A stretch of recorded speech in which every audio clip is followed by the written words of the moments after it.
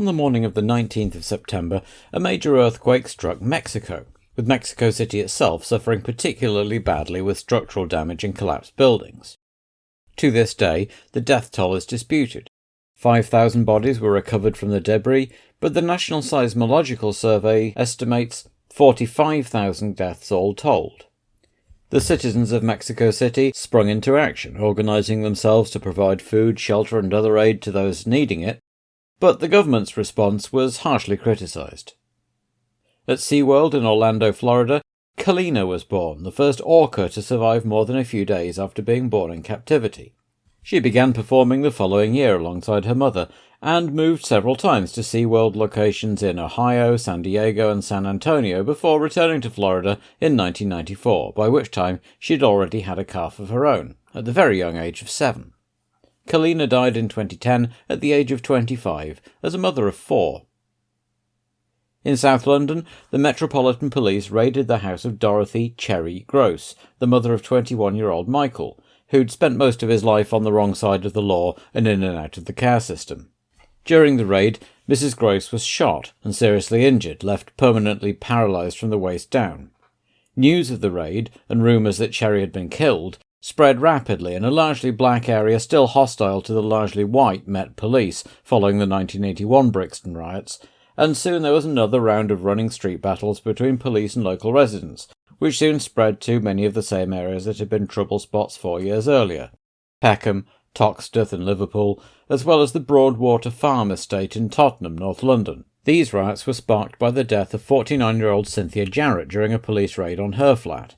During these riots, PC Keith Blakelock tripped and fell while falling back, and was set upon by the mob and hacked to death. 10 F-15 Eagle aircraft from the Israeli Air Force flew a nearly 3,000-mile, 4,000-kilometre round trip to bomb the headquarters of the Palestinian Liberation Organization near Tunis, planning their route to avoid detection by the Egyptian and Libyan air forces, as well as the US Sixth Fleet. There was an outcry even in the US, usually a staunch ally of Israel, though Tunisian President Habib Bourguiba would later say he found it difficult to believe the American government was entirely ignorant of the attack. Somewhere between 40 and 70 people were killed in the raid, mostly Palestinians but some Tunisians, but the chief target, Yasser Arafat, was away from the building.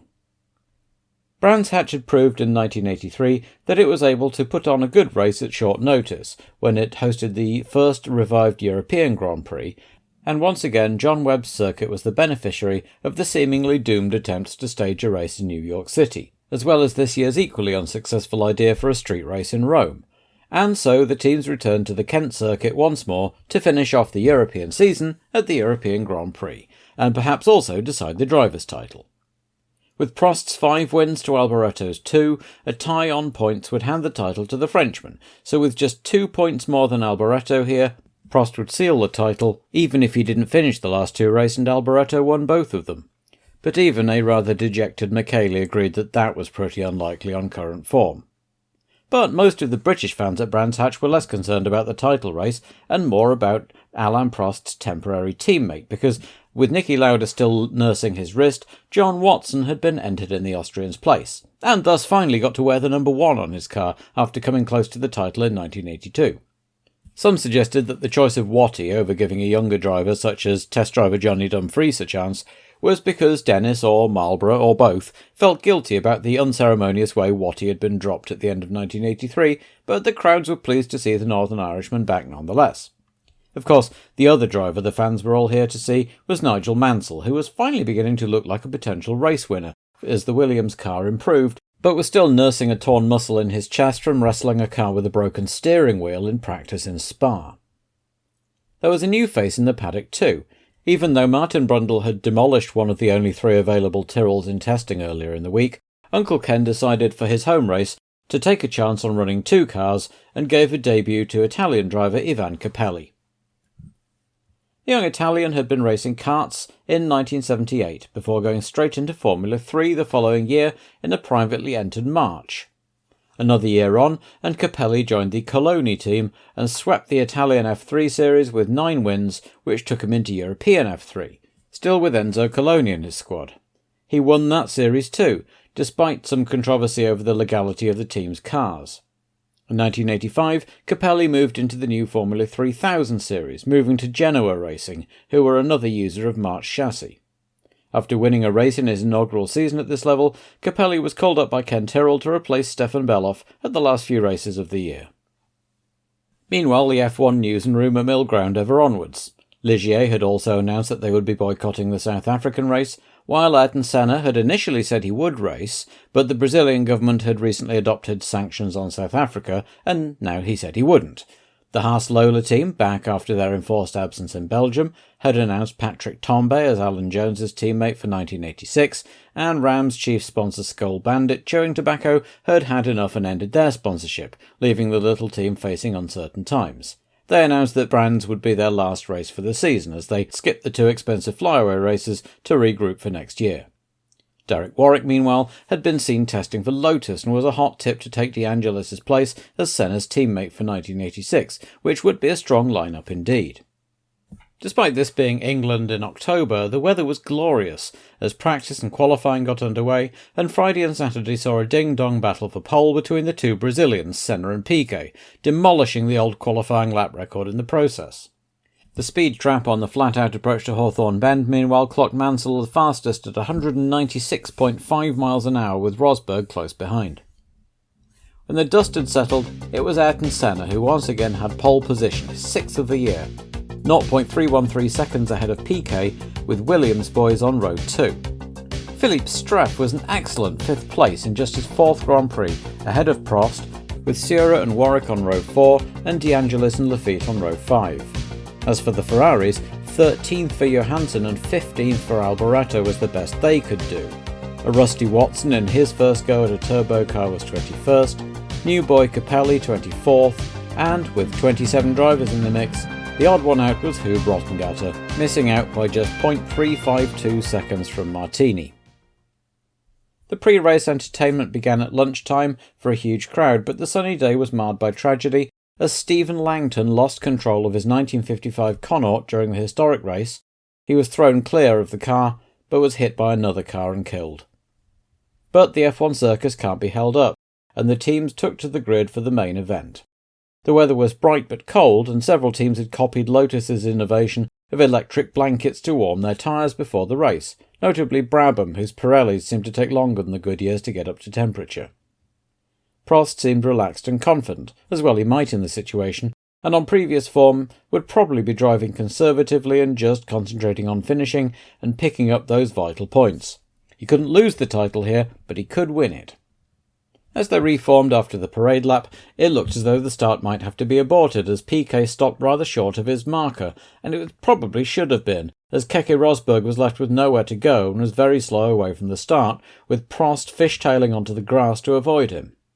Senna, however, had no such problems, and stormed into the lead with Mansell hot on his heels. Rosberg rapidly made good his start and was up to 3rd, as Mansell took the lead from Senna partway around the lap, only to get onto the grass and drop back to 4th. By the end of lap 2, Senna led Rosberg, Piquet, Mansell, De Angelis and Sierra, then the two Ferraris, with Prost back in 13th after his balked start.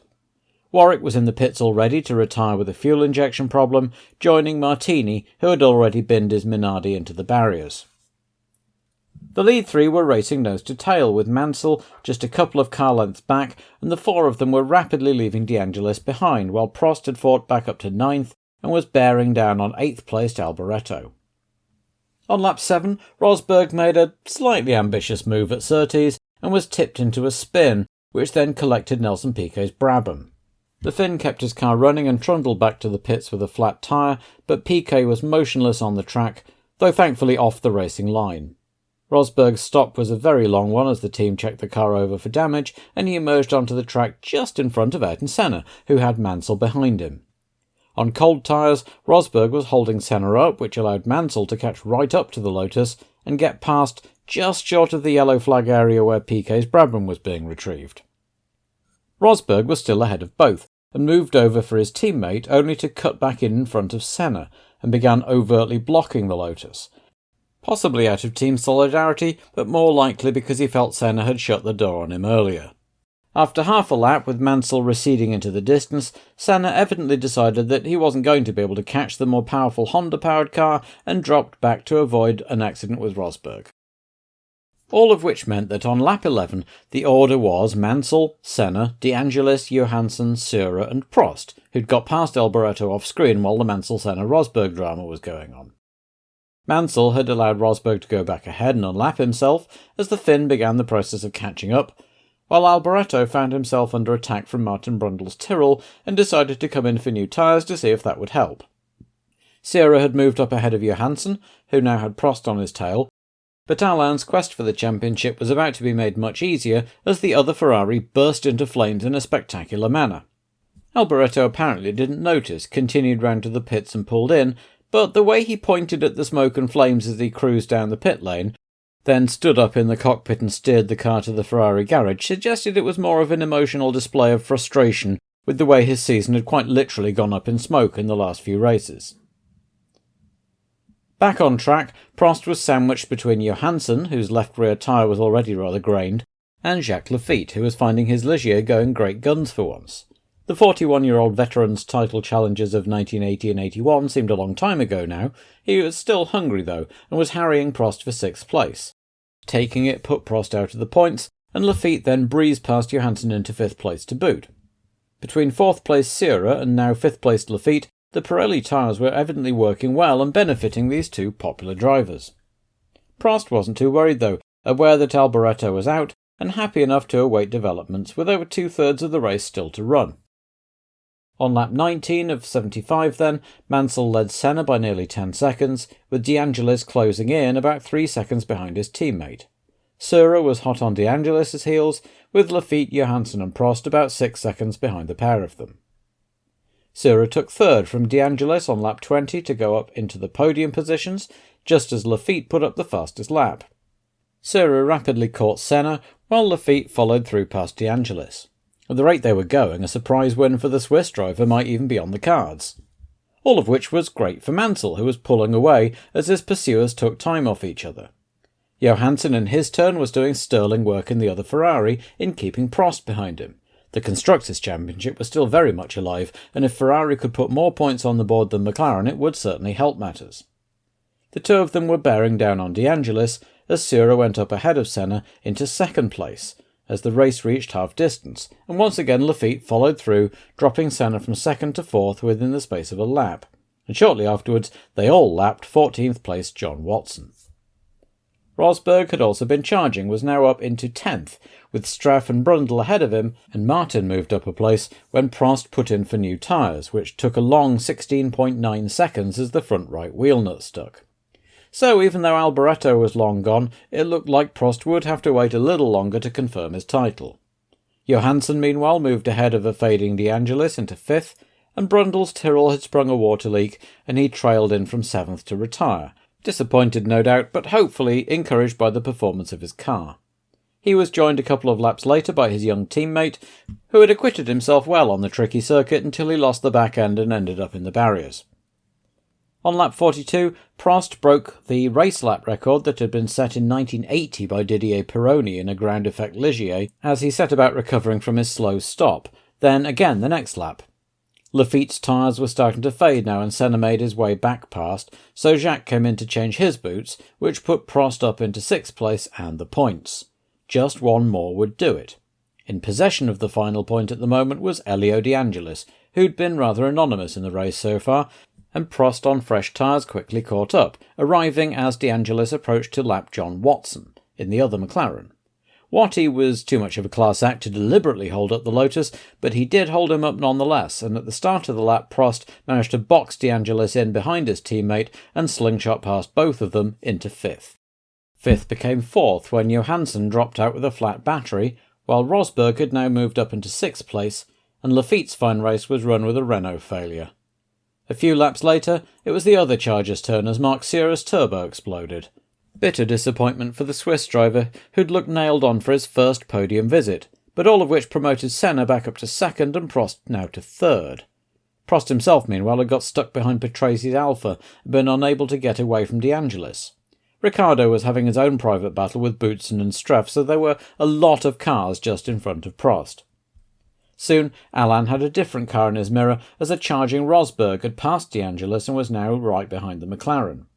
That seemed to give Prost a kick up the backside, and he passed Patrese with alacrity, but Rosberg was fired up and was past Prost into third place on lap 66.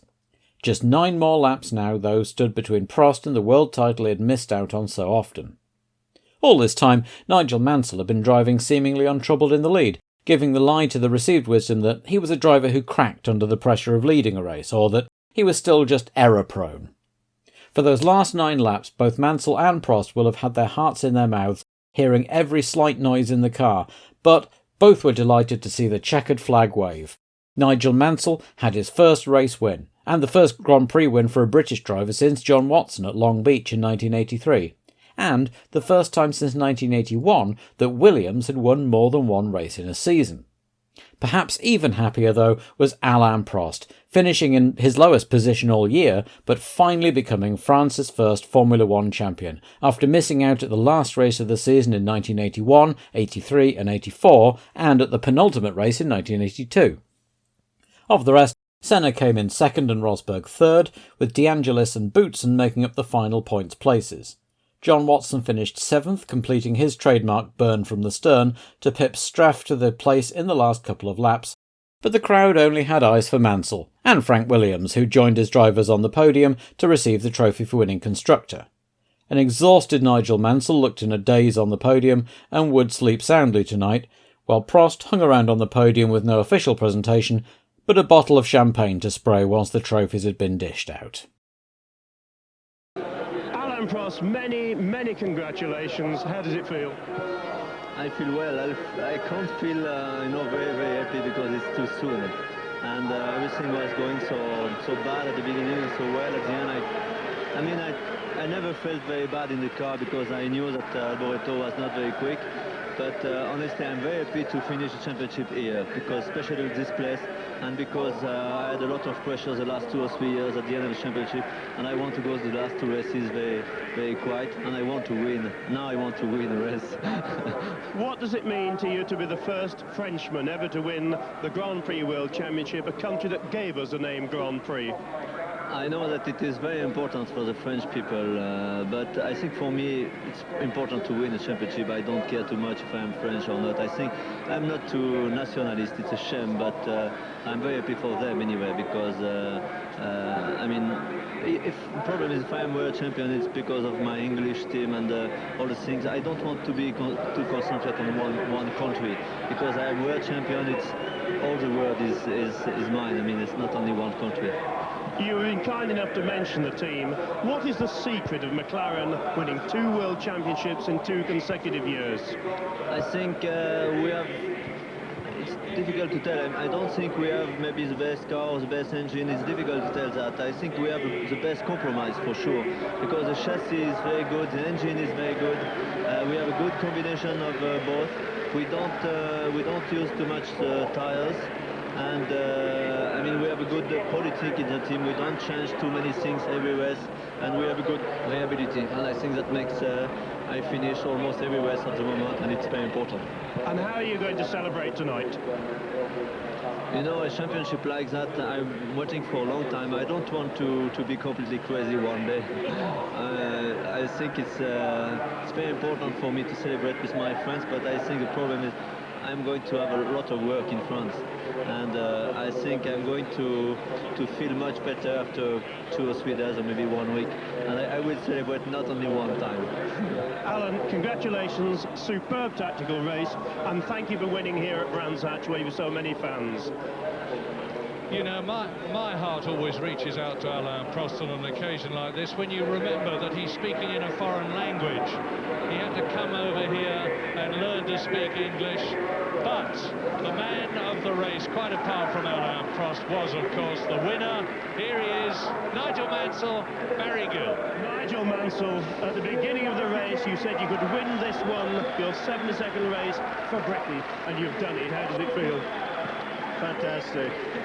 I don't think it'll sink in until later this evening, but I'm having a job catching my breath at the moment, because the old ribs now have stopped racing. The pain's coming back. But yeah, I tell you, it's just fantastic. What about the reception of this crowd? They're just unbelievable. I mean, if anybody's won the race for me today, it's the people out there. They've just been unbelievable. I mean, on the last few laps, I could just see them. I mean, it was just extraordinary. The best feeling I've ever had in my life. Nigel, we stood next to your father watching the last 20 laps. He was counting down, counting down. Were you counting down in the cockpit? No, I didn't want to. I mean, I was getting a little annoyed with my pit crew because they weren't telling me how many laps to go, but I knew why, because I saw lap 10, and then they didn't give me anything until lap 4, and then they didn't give me any more laps to go, and it was just the crowd that told me how long it was. You really knew from the crowd what was going on? Yeah, I knew more from the crowd than anything else. Nigel, this team has now proved it's a winner. Can we now see, we've had the first British winner since 1983, the first British winner at home since 81. Can we have the first British world champion since James Hunt, our commentator? All I promise everybody in England is, like today, we'll be doing our best. I believe now I'm with one of the best teams for next year. The Honda engine and the Japanese people are just fantastic to work with. And my mechanics, I mean, God bless them, I mean, they've done a fantastic job. Nigel, let's hand you back to the crowd who are waiting to cheer you. Let's hope it's the first of many. Thank you.